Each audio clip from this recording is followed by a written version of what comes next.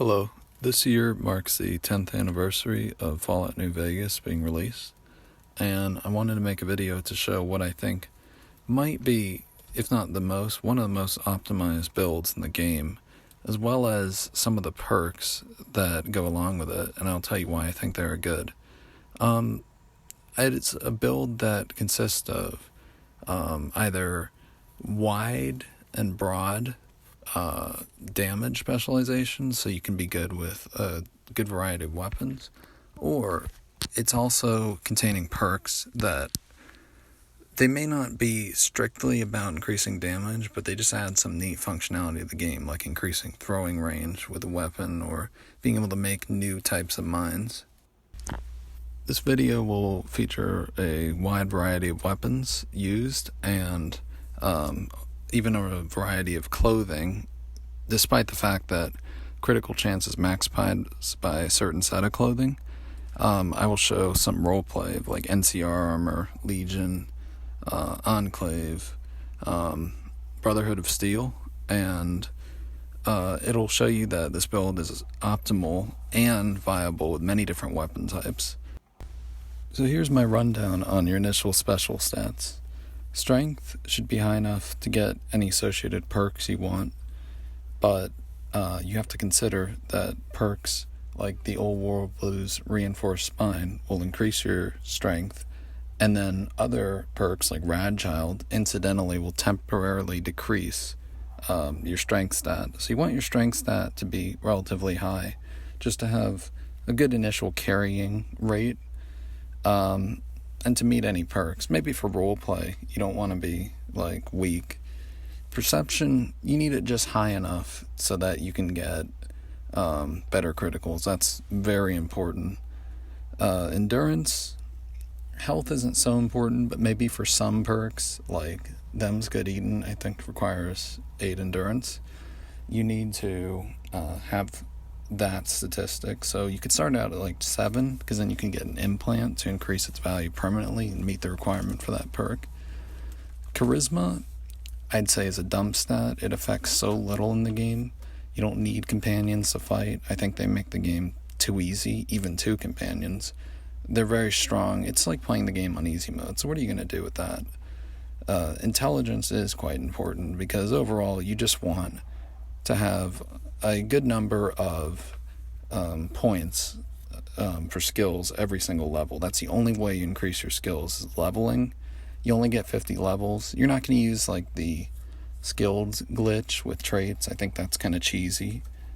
And it doesn't have as huge of an effect between having 1 and 10 intelligence, but it's still important.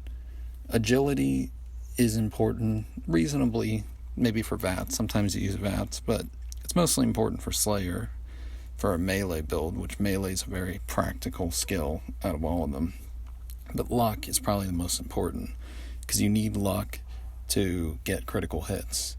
Your initial critical chance before multiplier, it derives from luck.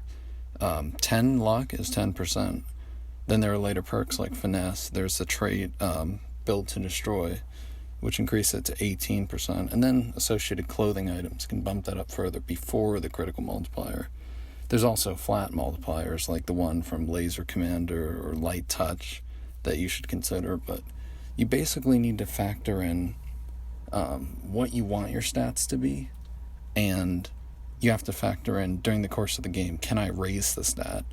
For example, Perry Yorner wrote for Fallout 1 and Fallout 2 guides where he tells you what you might want for each special statistic, but also he indicates how much a stat can raise during the course of the game. Like with strength, you might only need 4, because power armor could raise it 3 or 4, plus any like random events that'll raise your strength or perks. So just consider what the implants could do that all are capable of raising your stats by 1, and what special perks from like Old World Blues and stuff like that, how those things will affect your stats. For luck, you'd probably want 8, and then get an implant for luck, and then go through Lonesome Road and put that stat in luck. because you want to have your glasses slot free, and you don't want to have to use lucky shades to get to luck 10, because it kind of limits for a critical optimizer what you can wear.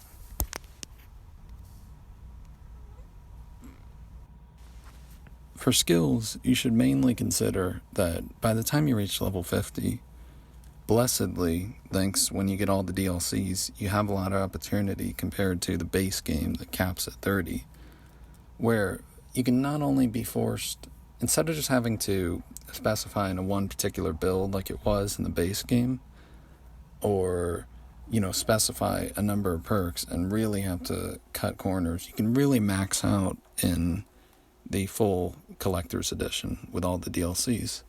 So basically, you can get everything almost, but there might not be points left over. I'm going to tell you the 2 skills I think you don't need at all. First is barter. Barter will give you lower prices on things, but you're still getting ripped off by most of the traders. That's just the way the game works. But nonetheless, you can get a lot of money in the game from selling the armor and weapons of high-level markmen, or even just fighting Deathclaws in the Thorn. I don't think you should choose barter, because there's a point in the game where you can become accepted by the Great Khans, and there's a Great Khan armorer that if you have 25 barter, which is pretty low, if you get, skill books, and you're accepted with them, you will be able to trade on a 1-to-1 ratio of their value that they charge for the actual value of the item. So you can buy tons of ammo, and they have everything you want there. Just, you don't need to buy at the gun runners, except when you want to buy, unique weapons. And the other skill I'd tell you is lockpicking, because lockpicking just is not important. No. In some of the previous games it was important, but there are very, very few instances where there's something you cannot get through due to lockpicking. For whatever reason, they designed the game like that. Maybe to make it easier, dumb it down. Maybe it was because they didn't want people to feel forced to do a stealthy, furtive roleplay. But the only thing I can think of typically that you can't get is the Gobi campaign sniper rifle, which is something I wouldn't even use anyway. Other than that, almost every single skill you're going to want to get, and a combination of your leveling and the skill values, you're going to want them to be very close to 100 by the time you reach level 50. Speech, for example, though, it's a non-combat skill, so you can have it at, say, 70 or something, and then have maybe a clothing item buff it 10 points, and then have a skill magazine with comprehension buff it up to 100. Skill magazines can compensate a lot of times. Not that they're useful really or necessary for that point, but if there's something you have to dump a little bit and not fully level, you can use those and leverage that weakness. My choice in traits is pretty simple. You want to choose built to destroy, which is pretty good. You want to have the highest critical chance, and the offset negative side of this perk is very low. It only means that weapons last 97% as much as they normally would, but having 3% before your multiplier on the critical chance is huge. My other perk is called Hot Blooded, which increases your damage by 10% when your health goes below 50%, which, if you're doing things right, shouldn't happen a lot, but things don't run so smooth in this line of business, especially when the wasteland's got some of the deadliest creatures in the planet. So I think that's a good choice, because your health can go below 50%. And to me, it seemed more relevant than a lot of those perks where, your stats go up during daytime, but they go down during nighttime. No. Anything involving special stats in the first place is extremely marginal. It's not like in Fallout 2 or 1, the gifted trait, which would give you a slight decrease to skill gains, but it'd give you +1 to every single stat. Skills weren't even that important in the game. So basically those two perks. Wild Wasteland, the alien blaster's just not that practical. There's only so many charges. You just hold it, use it on the legendary Deathclaw, you cheese it. And then you go to the Hoover Dam battle and you use a weapon that it's fun in the first couple games because it's like a cool Easter egg, but should this really be canon, legit? Should Mothership Zeta be accepted? No. Kind of ruins the whole point of the game. The whole thesis that like humans destroyed the planet through their own means. Now, other than that, those are basically the two perks you should choose. Heavy-handed drops your critical chance. That's terrible. You don't want the one loose cannon because you want to be able to throw far, I think. And I think any perk that affects throwing also affects gravity-based weapons like the grenade machine gun or the Fat Man or a grenade rifle. You don't want a perk that drops your range on anything because it decreases functionality significantly, whereas you know what you're getting into with a throwing weapon, how fast it should be throwing. You don't really need that much DPS. If you're going to choose a spear like a tribal, you're kind of going for things to be the hard way anyway. Maybe rushing water could help you with that anyway, so it doesn't matter. In starting a good new game, a good path to go, instead of going through all that nonsense where you have to go down to Prim, get harassed by the guy with the dog on his head, Nipton, and all the powder gangers, all the stupid jackals, go through Novak. No, you don't have to do that. You can just go straight to New Vegas in the most direct and one of the most dangerous ways. Up through the Good Springs Graveyard, then go by the Yangtze Memorial, and then you'll approach Sloan after you go past an abandoned shack and you deal with some scorpions. The guy in Sloan, Chomps Lewis, will tell you, don't go through. We've had some death claws and we can't get any work done. Instead, you start to approach northeast towards Black Mountain, where the super mutant Neil will tell you, don't go through here either because there's Tabitha and her Nightkin, former servants of the Master's army. They're crazy. So what you do is you straddle the line around these like bluffs and escarpments, and you kind of just crawl up to where you get on like the side of a cliff, and you might see some Deathclaws patrolling below. So you have to keep crawling and scaling across a cliff, curving around until you're parallel with the Repticon headquarters, and then once you've given the Deathclaw the slip, then you just start running, and you make it to Repcon. You should be good by then. Repcon is a great place because it comes with a unique plasma rifle if you just go through the whole thing, and you get like a key card to keep you safe from the robots, and then you get a luck guess, which you'll get because you should have chosen luck, like I described earlier. And then you can get to the third floor and get access to the first floor with the unique plasma rifle and 500 microfusion cells. Then you can go to Freeside, and you can bust out the Atomic Wrangler with Blackjack because you've got good luck. You can save and reload. Then you can also head over to good old Van Graff's, and you can go right in there, pick up a plasma caster, the old-fashioned plasma rifle from Fallout 1 and 2. Just go there, go into the back room and take it. Steal it and sneak. They're not going to notice.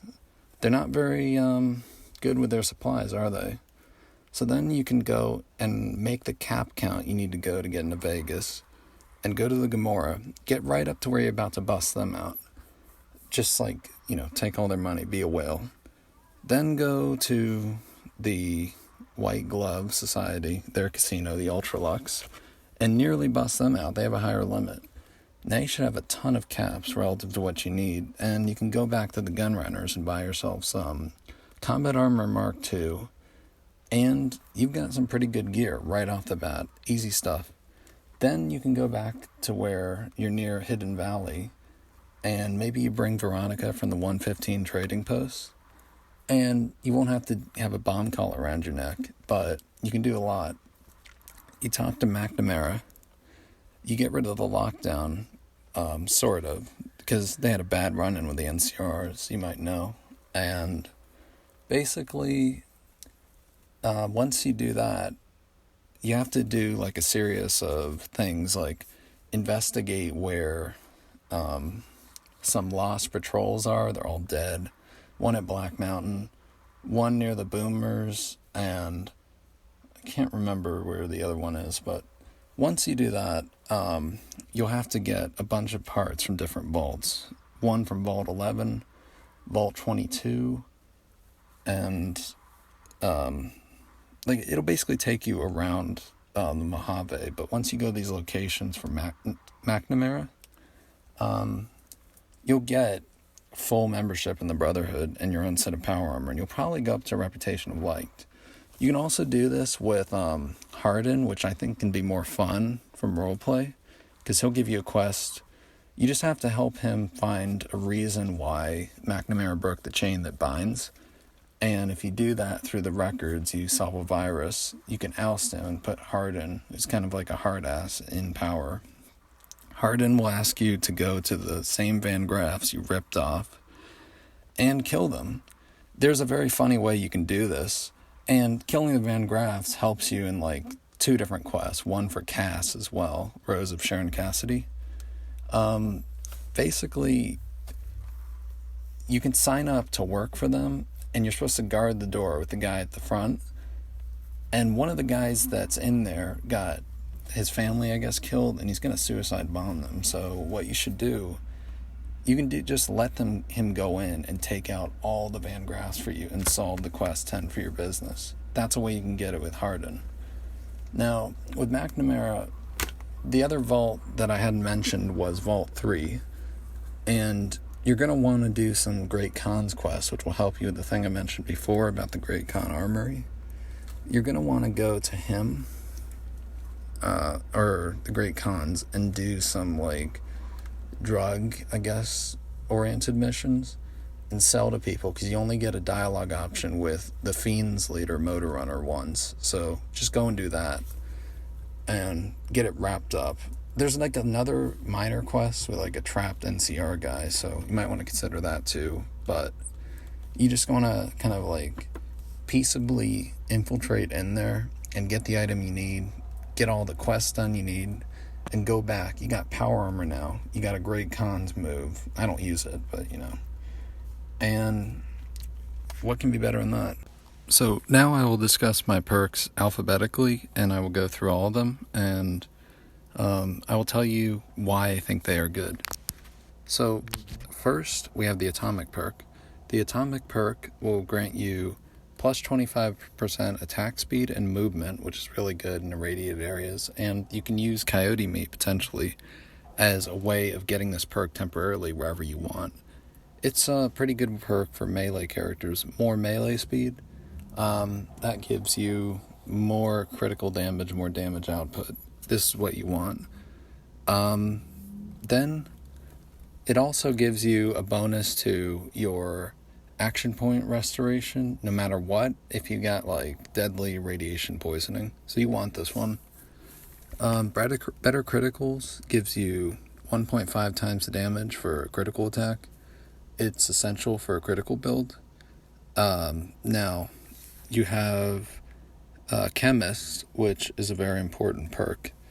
Chemist will double your consumable effect times. So, let's say Hydra lasts for like 10 seconds, it'll last for 20 seconds here.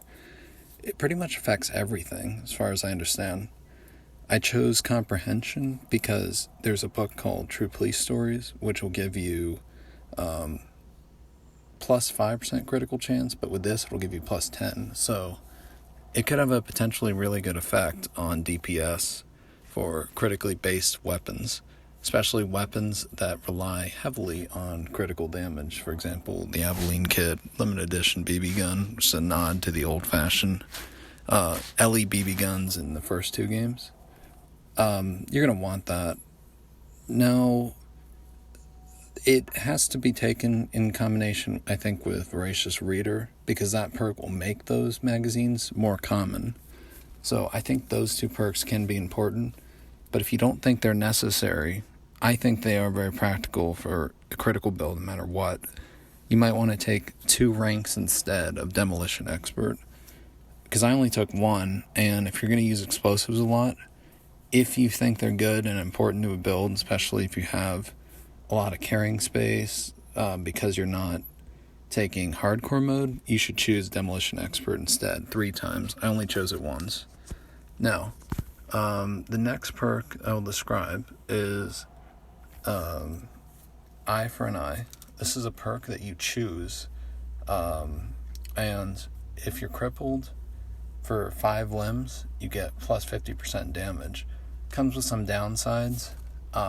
Namely, those downsides are a decreased accuracy in and out of VATS and slower movement, annoying movement. But you can pretty much remedy every single issue with this just by taking steady, which you can get a ubiquitous supply of at the end of Dead Money. Speaking of Dead Money, there's a perk that's a special perk called Elias's Ramblings. You get it by not giving his holotape to Veronica Santangelo, and you want to do this because this is going to be a single player build, no companions anyway, and you really want that damage. It's very important for a critical build. Now there's Finesse, which gives you plus 5 luck essentially, so instead of 10% base critical chance for the multiplier, you get 15%. That is very important for a critical build. Now, there's Handloader, and Handloader will give you access to stuff like a unique 12.7mm ammo. It's really good. You also want a unique 5mm ammo. Basically, it makes your gun oriented combat as good as it can be. And it gives you a fun kind of like custom crafting thing where you're more inclined to break down ammo and make yourself more powerful that way. That's what I do when I show the minigun in this video. It's better than Vigilant Recycler because Vigilant Recycler only gives you plus 5% damage over an overcharged version of any given energy cell.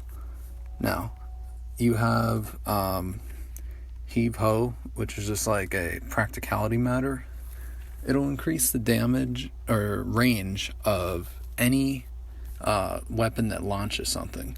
So you're going to want Heave-Ho because you can shoot grenades farther, you can throw grenades farther from your hand, and more importantly, you could essentially snipe enemies with spears, which I think is really funny. Who wouldn't want to be like a tribal sniper?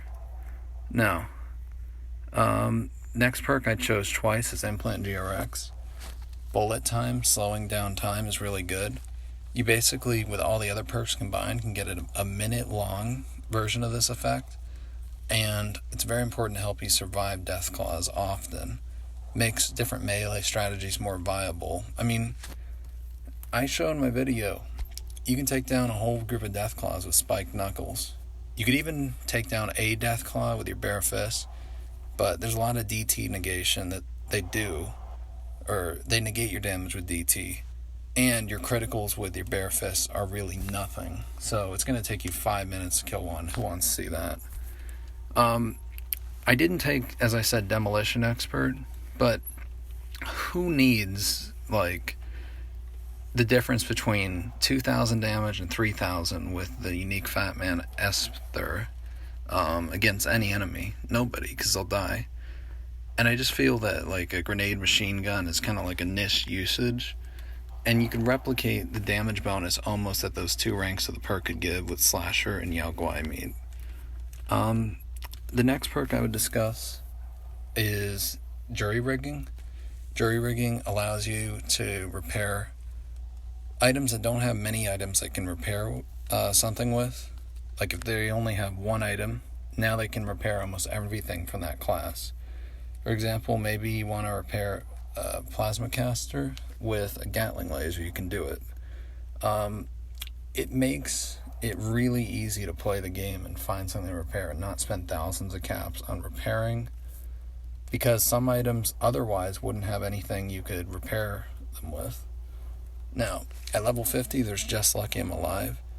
It essentially adds onto the effect, or it multiplies from 1.5 to 2.25 times the critical damage of any given weapon. You want this, it'll work in conjunction with Elijah's Ramblings for melee, but it'll increase your damage for every single other weapon to 2.25 times. It's better than the other two perks. Because you don't want 100 extra health. That's extremely marginal, and 10% extra damage with Thought You Died. And the increased attack speed, it doesn't work universally like for automatic weapons. And there's other ways to get that going. And critical damage is a better way to maximize melee damage anyway than attack speed. Now, you got Laser Commander. It's so good because it'll make the a unique weapon called the Compliance Regulator crit often enough that it's really effective for stopping any enemy.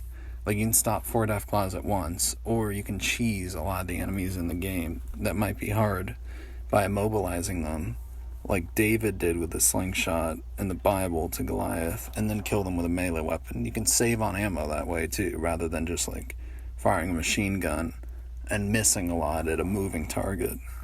No, it affects the other weapons I use, and since its critical chance is a flat bonus, it'll benefit Gatling lasers and make them viable. Light Touch does a similar thing. It stacks with the effect of Ulysses Duster, and you want this perk. Basically, you'll have maximized critical chance with a flat bonus to your critical chance that doesn't come from the multiplier. It's just additive. If they had stuff like that, all the way up to like 50% critical chance, automatic weapons would be broken. Now, you do have the perk Lonesome Road, which you just have to leave Edie in the silo, but it does have a lot of roleplay implications, so pick it if you want. It gives you more damage, but you have to do potentially a very bad thing, because you can't stop the nukes that way.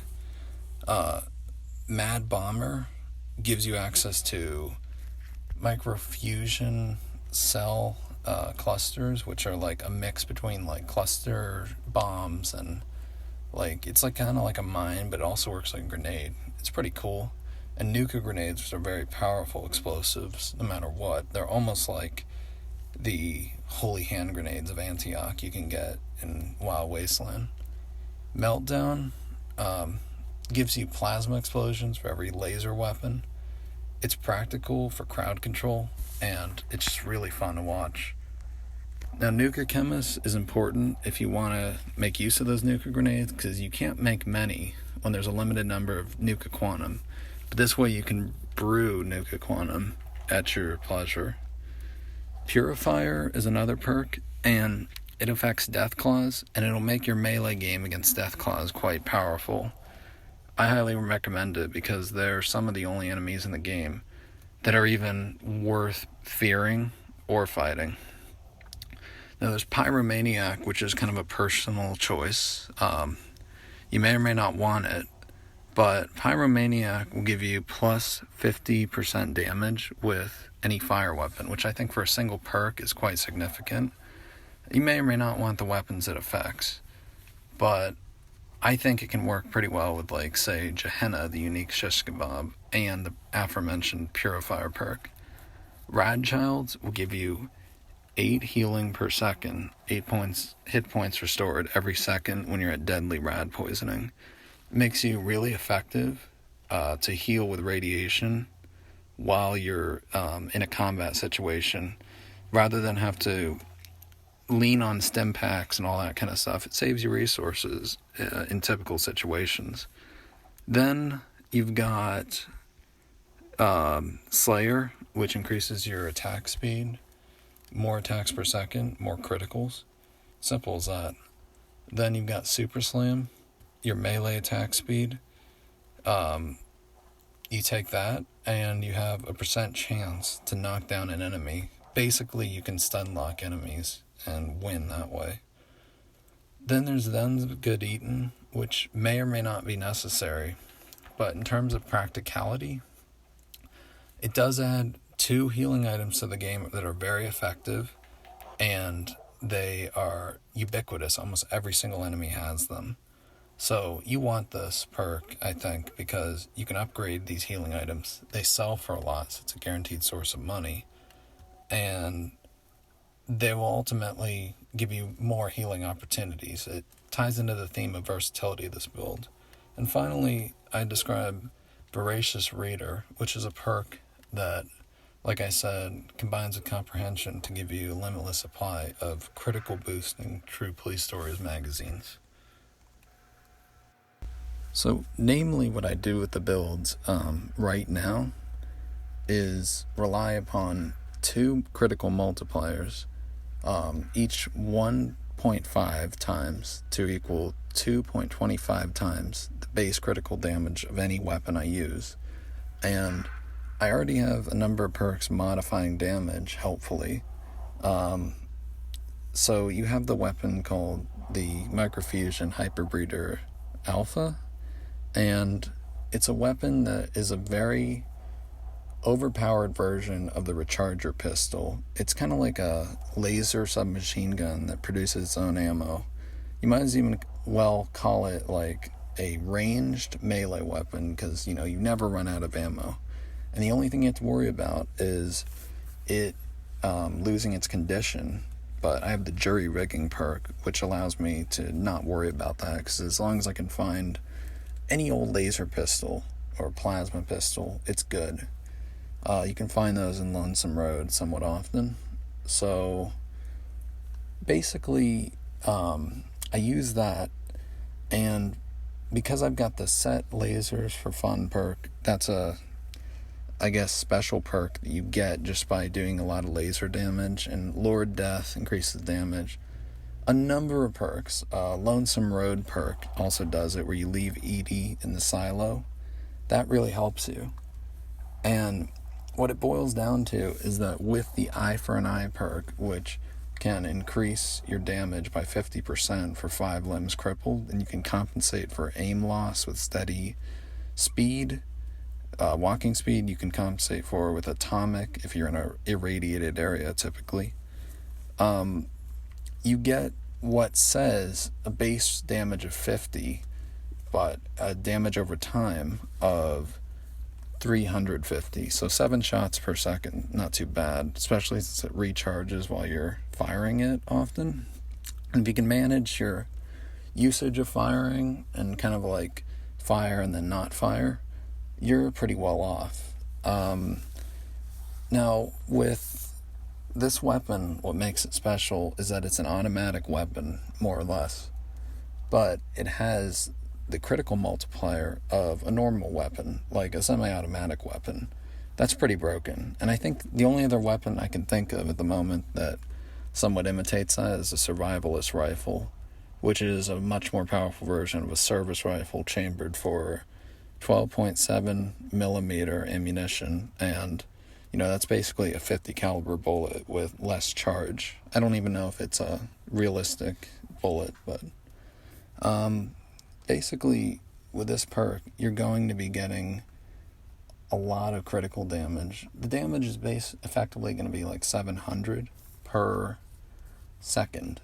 Now with very hard difficulty it halves your damage, so you're only getting 350. But that means that the toughest enemies are going to die within less than 2 seconds on very hard.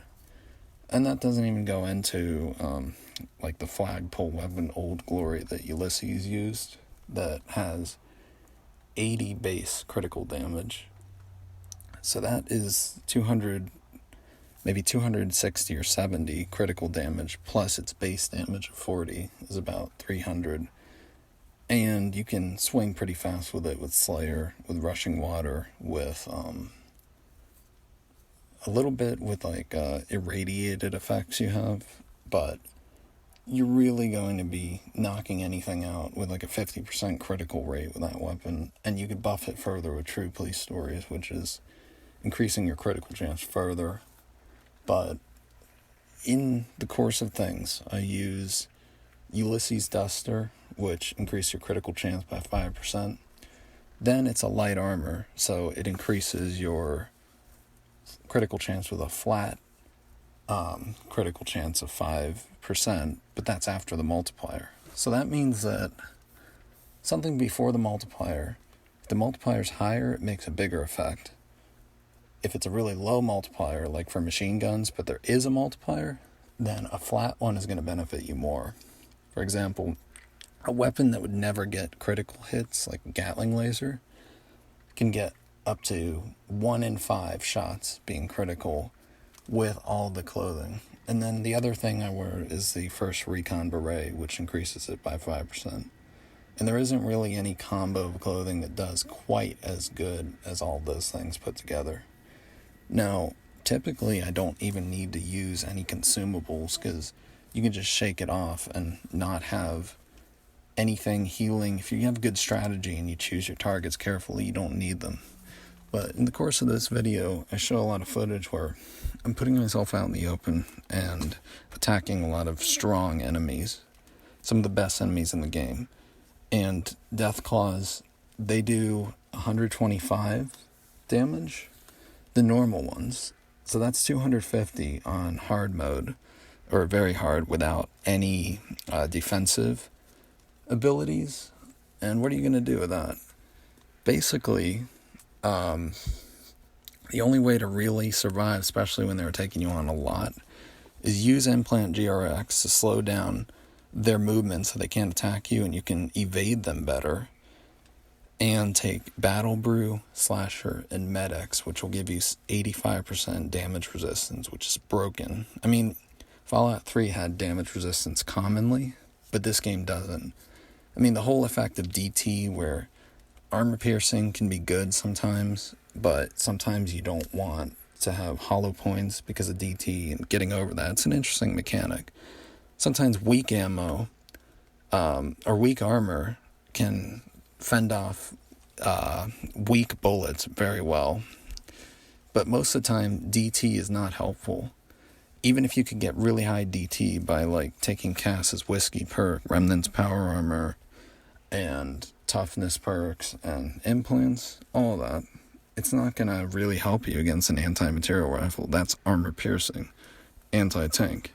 So you're going to need all those health things, or defensive things, but you'll also need like super stim packs, and to compensate for some of the effects of the crippling perk, Eye for an Eye, which gives you great damage, mostly for non-critical weapons that get most of their damage, or all, from regular damage and not criticals. That would be miniguns, for example, machine guns, explosives for sure, like grenade machine gun, Fat Man. Those, you want Eye for an Eye, definitely. And then you just want to have